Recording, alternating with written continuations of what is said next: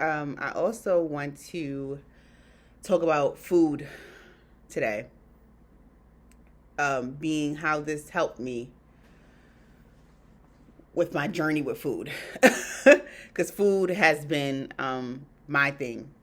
I feel like we all, never mind, let me just keep it to me in my experience. Um, Food. So, how this journey has helped me with food and find a balance with my body in food, in self, in impulsive, disordered, destructive eating habits. um, Understanding this has given me the freedom to experiment with myself and accept how I'm going about things unconditionally. So, however, I need to find peace with food or find peace um, is how I need to do it in any way that shows up. Like, it took the wrongness and the shame out of how I'm going about things. And that has given me the peace to find a natural balance. So, for example, I mention sugar all the time to you guys. Sugar was sugar and alcohol, two big things that really manipulate my conditioning and I really fall susceptible to. Is that the right word for that? Um, so I had to literally let myself I can't keep sugar in this house, like cookies, snacks, cakes, all of that. I can't. Well, in the past, apparently, I couldn't keep it in the house. Um, and even now, there's none in my house. Uh, as I would if I had trouble falling asleep, I would go and eat sugar. Like I would comfort myself by go eating. I'm a comfort eater. So doing things like going out the house to go get the snack, go get the sugar, letting myself eat whatever amount of it I want. Like I would even eat a whole thing of cookies instead of eating like an actual meal of healthy food and be like, all right, I'm good. But I allowed myself to do that to move through it. And then my body started learning the effects of what would happen. Like if I learned that, okay, if I eat all of this sugar, I'm going to have trouble going to bed at night. And then once I have trouble going to bed at night, I'm going to be groggy the next day. And then I'm going to have to work out. Like it's a whole thing. And my conditioning had to learn that to naturally find ways to want to naturally move past it instead of forcing myself to move past it.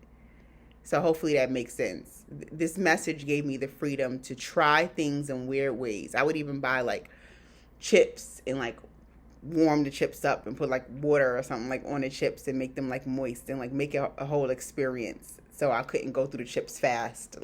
It was a whole thing. But you see how I'm using myself as like an experiment almost, just to see like, why do I like this thing so much? Like what happens if I let myself completely eat it and let myself work out? Because I know some people say just let yourself have whatever you want and let yourself gain the weight and do all of that stuff. And I didn't want to do it like that. I wanted to let myself eat the things that I really craved and then still work out and then, just kind of make it fit with my lifestyle and see how I genuinely feel about it or how it really affects me.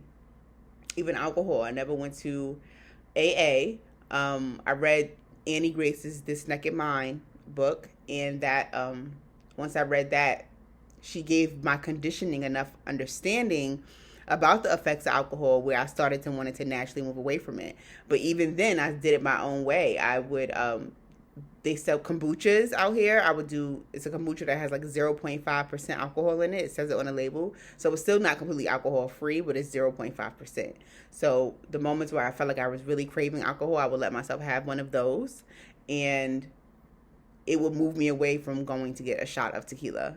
And maybe a month or two later, I would try a shot of tequila and then be like, oh shit, like I'm drunk. Like this is, and then being drunk would make me eat sugar. Like I started to learn the effects of this is what happens when you get drunk.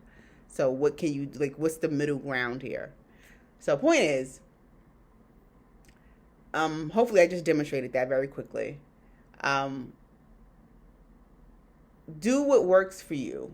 Do what works. Take the labels and the shame. Shame and guilt and wrongness is not going to get you to where you want to get to.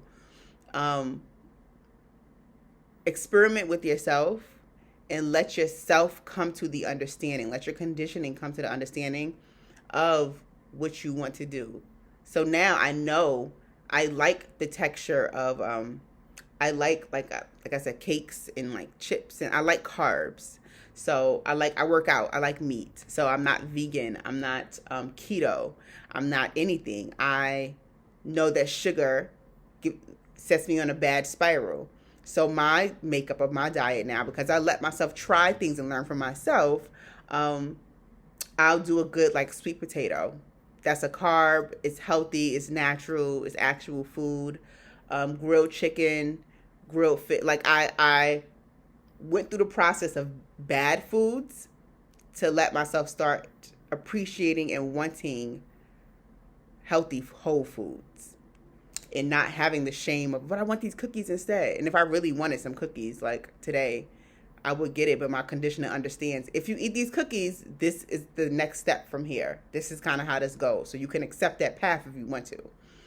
And most of the times I don't want to accept that path.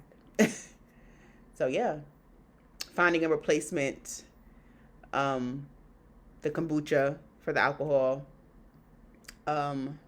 these little sugar break strips I have, that was a big help from Target and Amazon. You put one on your tongue whenever you have a craving. It blocks the taste of the sweetness, which stops the positive reinforcement in your brain. Because all of this is about conditioning. Your conditioning is used to certain things. So finding replacements and using myself as an experiment. That is what non-duality has helped me.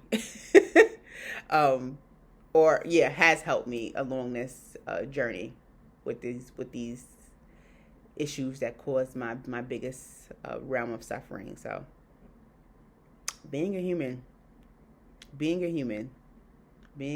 what a story. What a story. Okay, that's that. Hopefully this is helpful.